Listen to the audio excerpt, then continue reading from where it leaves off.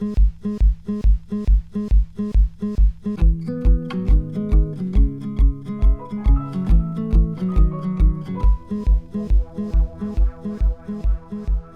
right, joining us today on Recovery Works, her name is Sara. She's been a client here for almost 8 years, doing an absolutely amazing job. She decided to come on our channel to share her story, her journey through recovery, and just inspire hope to those who are struggling and want to get in for help. So without further ado, Sara. Hi. Hi, Sara. It's nice to be here. Yeah, thank you for joining us. So Sara, can you tell us, your journey of what really led to opiates, and your journey to our facility? Well, it's kind of long story. I'll try to shorten it up the best I can. But No, please. my mom got in a car wreck with me and my sister when I was 8. My sister would have been 12. But my skull was like completely split. I was in like a coma. When I woke up, I didn't remember a lot of people. It took a little while to get back, you know. Yeah, of course. But when I got home after healing and everything, when I would like run, I would hear like this like tick. Yeah. It was like a little rock. Wow. And I kept like telling my family, but being 8 years old and you're like, hey, I hear like this tick, like parents are like, oh, Sure. So, and then like as I got older, 10, 11 years old, I started having these excruciating like migraines to where it felt like the top of my head was in a vice, being squeezed. I would completely lose vision out of my left, peripheral, just turn pale white, shaking, throwing up. And like my mom never like took me to get it checked out, or anything. So I just kind of like grew up, and that was like the normal. Gotcha. Being in pain and these headaches and loss of vision. And so then I ended up getting my own house. Of course, it was in like the low income, housing with my daughter. Sure. And just meeting, a bunch of people and become, getting friendships and talking to people, and they're like, oh, well, here, take this, Percocet or this Vicodin, and it'll help, Sure. your migraine, or, to help your pain. So here I was working, 12, 14-hour shifts, had 2 little girls this was like 19 years old at this time. And it just like it was like, okay, well, these pain pills are helping. Yeah.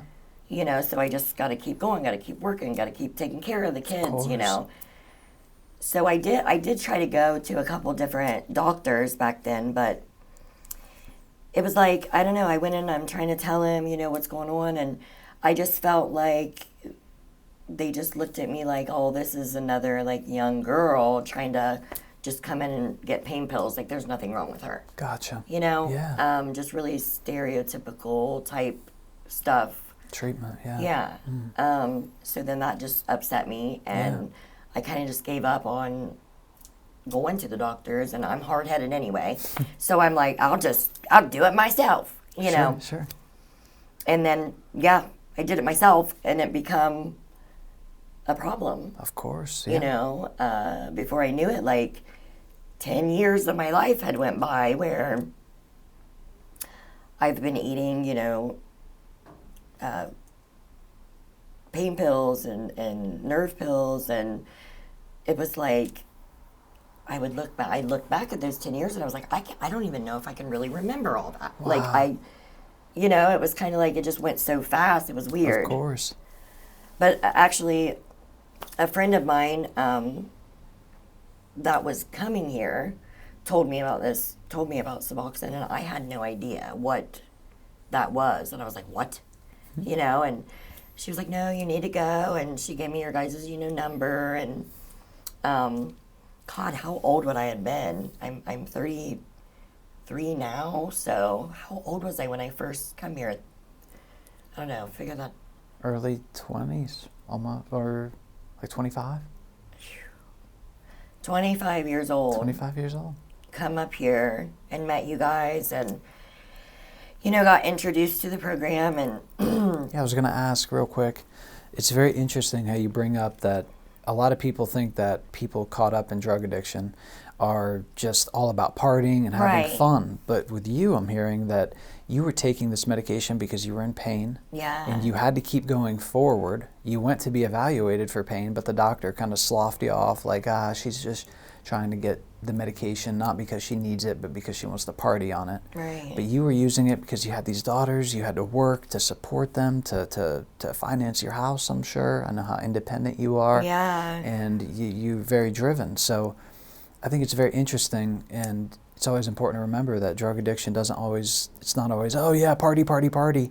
It's, you're treating pain sometimes. I mean, it could be, just any person that you wouldn't even suspect, of because course. Us as human beings, like, we run into all types of different situations 100%. that can put people in those situations. 100%. So what was the point where you said, I need help, I don't want to keep using these drugs? Did the drugs go from helping you to kind of being a demon in a way, of where without them you felt sick and you felt Yes. tired? Yes, that was the problem. That was the problem. For about 5 years, it was like, oh man, I'm Superwoman. Yeah. I got this. I don't hurt. I'm working and Of course. doing everything. And then after that 5 years wore off, it's like, I got to take more of this medicine. Then I got to take more of it. And then it's like, when you don't have it, you can't go to work and do anything anyway. Of course, right. So it's like, what is that? It's like you're just like in a circle. Of course, yeah. It's a of like vicious this cycle. of.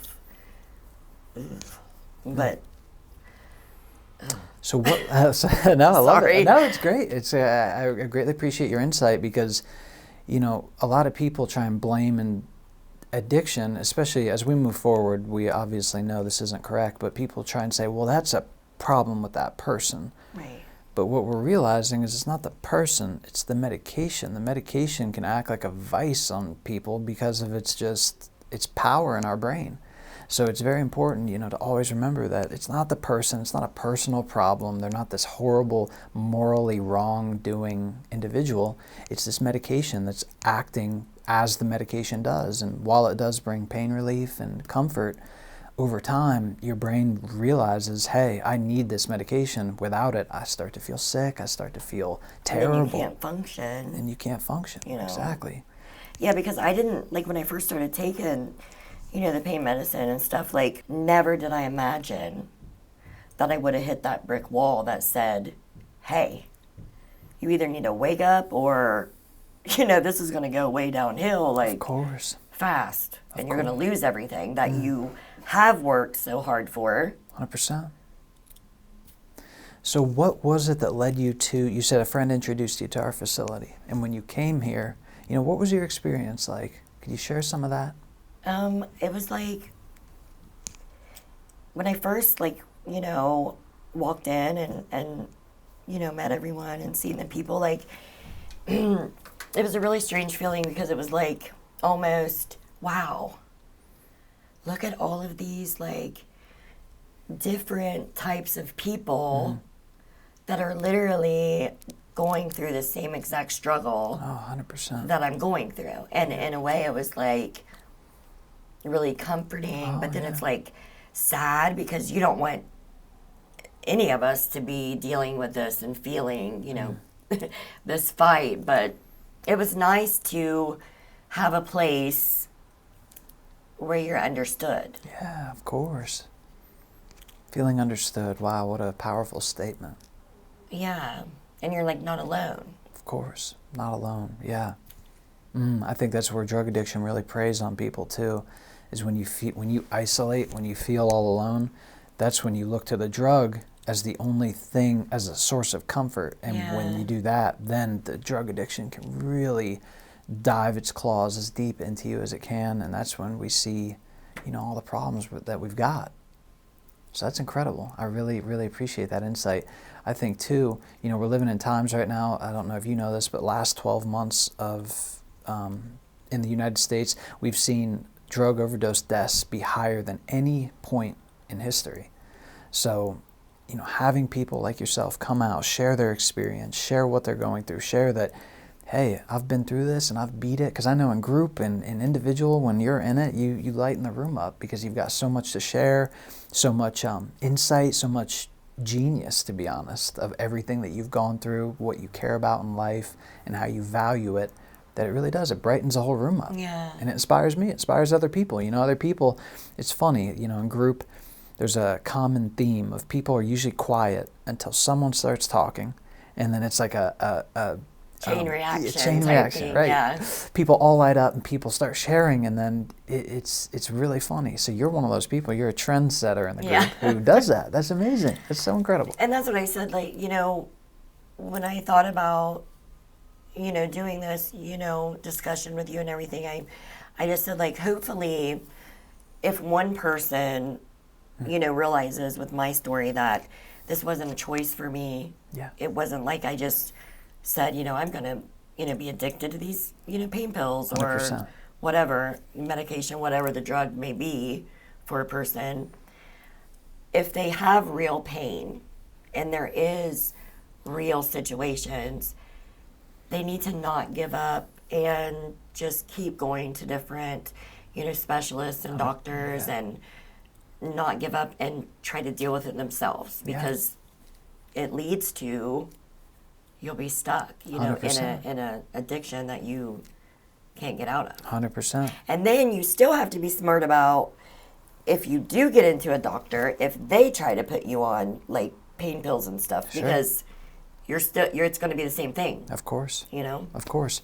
So how has your life changed now? If you could share some of just what your life is like now that you've been in recovery for 8 years, doing fantastic. What's your family, relationships like, your outlook on life, and just overall how you're feeling? I look back like 8 years ago, and when I realized I was 25 years old when I first started coming here, it was a shock, But I look back at that time, and it's almost like still, even though it's been that long ago, every single day I learn. I learn about myself. I learn about the world. I learn about other people. I feel like my eyes are like open now. Of course. To where in the addiction, the active addiction, it was like in a fog. You really weren't there. Of course.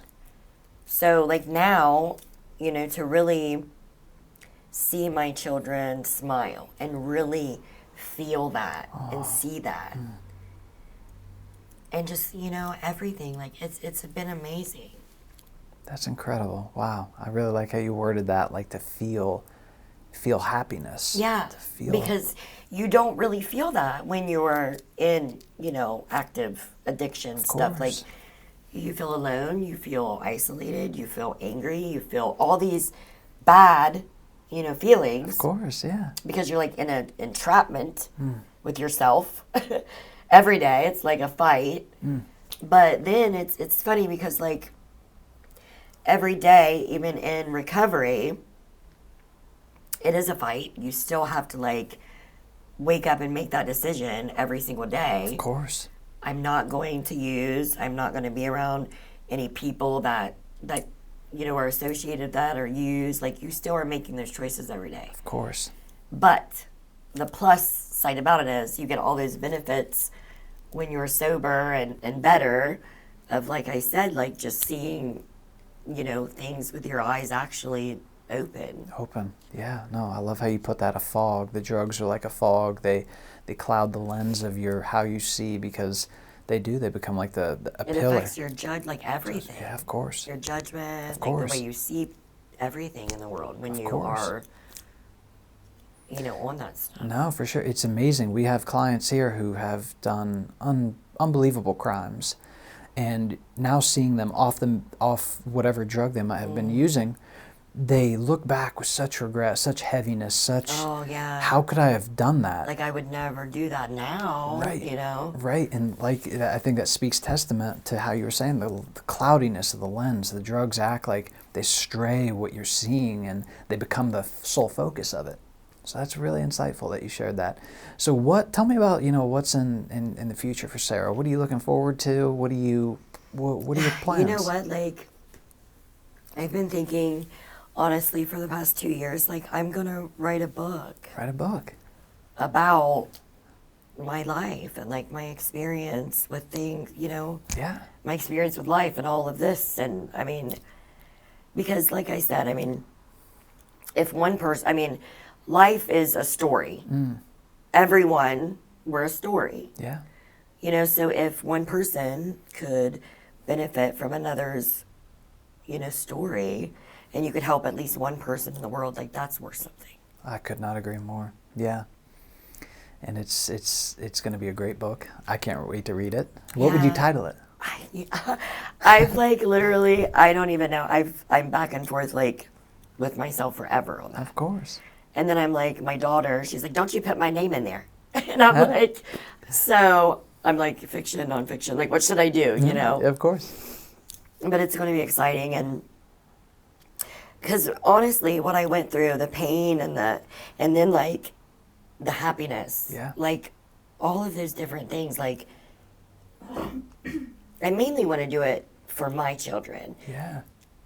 for when they're older, to be able to read that book and really fully understand, why did mom do some of the things she did? Of course. Why was our life like that? Why were we course. poor back then? Why, because they do have those questions still, because it wasn't just my life. Yeah. It was my children's lives that were living that.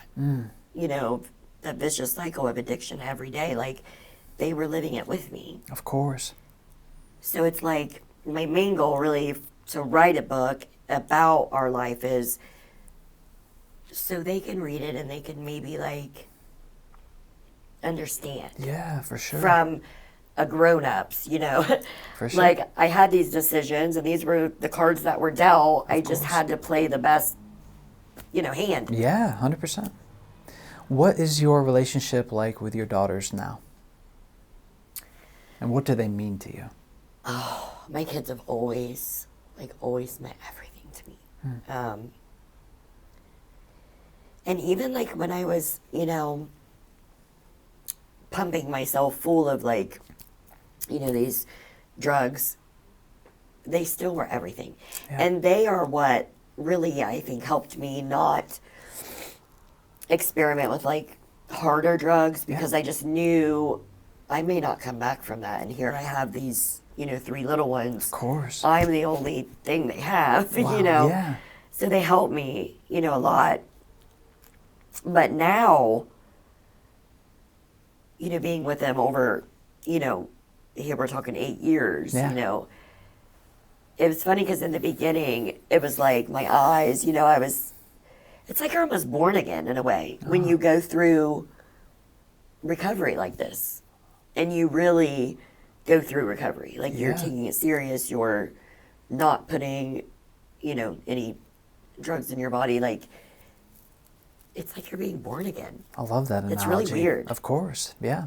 Because you literally see everything just, and sometimes like I would just break down like and start crying because like I was numb when I was using. So I didn't feel like anybody's emotions or my kids, like Of course. I didn't feel it. Of course. And then now it's like you feel everything. Feel everything, yeah. And sometimes it gets overwhelming. Sure. Going through recovery and these different waves that Yeah, you're on. Sure, of course. But, to me, going through all that's better than being in the dark. Of course, no. And like you shared, life is a story.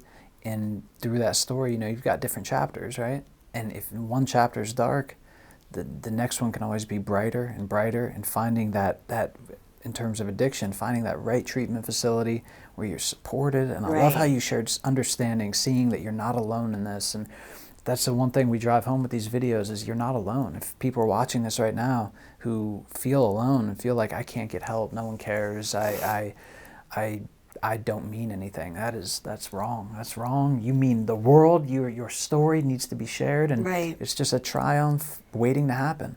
And sometimes like people won't really, come into recovery, or, their minds be open to that because either stereotypical things Yeah. or fear. Of course. I wanted to ask you about that. You're part of our medication-assisted treatment program using Suboxone, and that drug, it's changing over time, and I've seen it change just through how when I talk to pharmacists, that used to be the first one, was when I talk to pharmacists,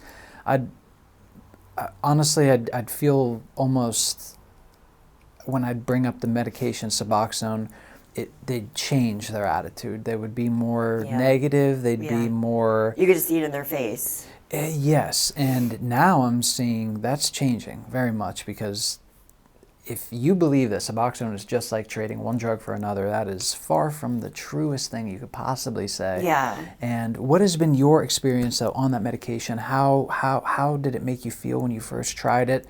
And people who are, thinking about trying it, what would you say to them?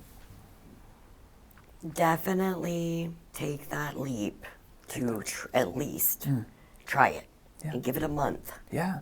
Without using anything else, specifically using Suboxone. Try it and give it a month, and I guarantee you'll most likely, they won't go back to using, because, oh man, like the first time I took that medicine, I remember I was sick, I was like withdrawing, and then I got home, had my papers, everything, and I took that medicine, and it was like, I'm sitting there and I'm like, I feel normal. Normal. I was like, what is, Yeah. And I was like, I'm not sick. Like, this is a miracle, you know? Of course. And it really was. Like, it has been an amazing, like, I don't want to say crutch, because that's the wrong word. Of course. For Suboxone. It's been an amazing assistant. Great. Is Fantastic. the best thing. Yeah. Because like you're not only like, hey, I got to take this medicine every day, not take these other drugs, take this medicine. You're not only doing that, like you also have to work on like everything, the whole person. Of course. When you're in Suboxone treatment, like 100%, yes. It's not just like, here, take this medicine, your whole entire life's going to change, which, don't get me wrong, a big portion of your life changes, but you still have work on the whole person. 100%. And the counseling, here with you guys and all that's been great, and I've learned, a lot. Like, I had no idea that addiction even like done some of the stuff that it does to our brains and our bodies, like until coming here and learning that stuff. Of course, yeah. And I love how you touched on counseling too, because that's another piece, that's another assistant that can really greatly help just teach and educate. Someone who doesn't understand what it's doing to you, if you can teach them that person can step back and have that information instead of kind of just blindly taking something not knowing. So that's absolutely amazing too that you brought that into the equation, because that's really how we treat everyone here at this facility. But Sarah, do you have anything else you'd like to share? No, not really. Okay.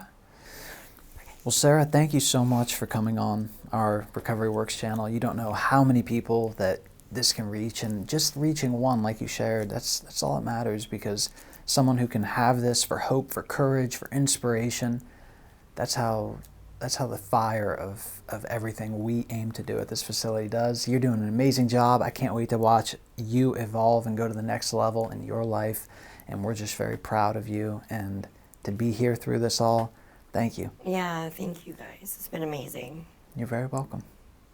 And guys, thank you so much for tuning in. Until next time.